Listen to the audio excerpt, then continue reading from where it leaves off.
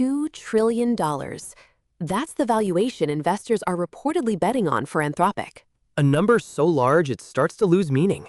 I'm Mila. I'm Milo, and this is AI Daily. We're leading with that $2 trillion figure, but later in the show, we'll cover the other multi-billion-dollar deal Anthropic is reportedly working on at the same time.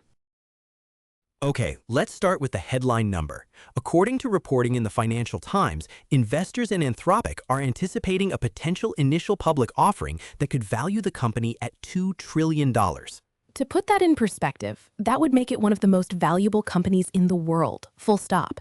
The hopes are that rapid revenue growth from its Claude series of models could fuel the biggest stock market listing in history. And this isn't just abstract speculation. The report is based on the secondary market, where private shares are traded. It suggests a significant confidence level from those with early stakes in the company. The question is how you get to a number like that. Is it based on current revenue, or is it a projection of who will own the future of foundation models? It has to be the latter. While revenue is reportedly growing fast, $2 trillion is a bet on market capture. It's a bet that enterprise customers will continue to adopt models like Claude 3, and that Anthropic can maintain its position at the frontier of AI development. It also sets up a fascinating dynamic. An IPO of that scale would provide a massive amount of capital, but also bring the pressures of public market scrutiny. For a company that started as a public benefit corporation focused on safety, that's a new kind of test. A very public $2 trillion test. Meanwhile, the battle for AI in your pocket is escalating. Google announced its new Pixel 11 lineup, and the entire strategy is built around Gemini. This isn't just about adding a few AI features. They're positioning Gemini as the core of the phone's operating system.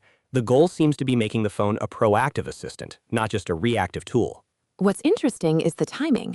This launch comes just weeks before Apple is expected to roll out a completely rebuilt Siri, and the engine for that new Siri, reportedly, it will also be powered by Google's Gemini models. So you have a scenario where the two biggest mobile platforms, iOS and Android, are both about to be running on the same underlying AI architecture, but with completely different product philosophies. Exactly. Google is integrating Gemini from the ground up in its own hardware and software with the Pixel. Apple is expected to use Gemini more like a modular component to power its own agent, Siri, on the iPhone. It's the ultimate A/B test for AI integration. Is it better to have the model maker control the entire experience, hardware and software included? Or can you get a better result by plugging a powerful third-party model into a tightly controlled existing ecosystem? The next 6 months of user experience on Pixel and iPhone will give us the answer.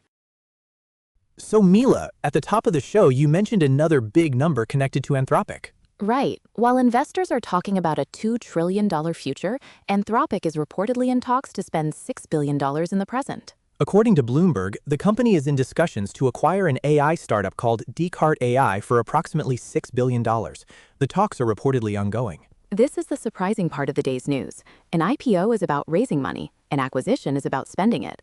Doing both simultaneously points to an extremely aggressive growth strategy. And it raises the immediate question, who is Decart AI?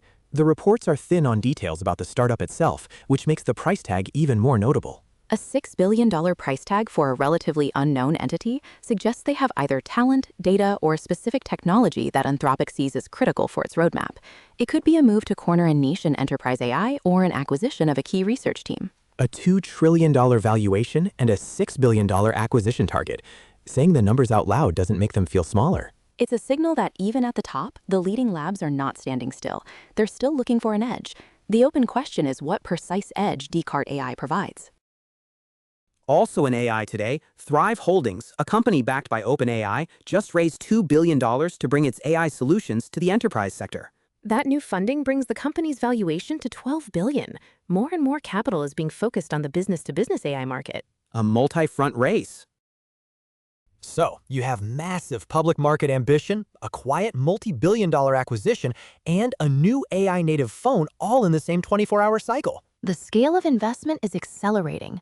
The question is whether the pace of real-world deployment can keep up. I'm Milo. And I'm Mila. Milo and Mila's AI Daily for Thursday, August 13th.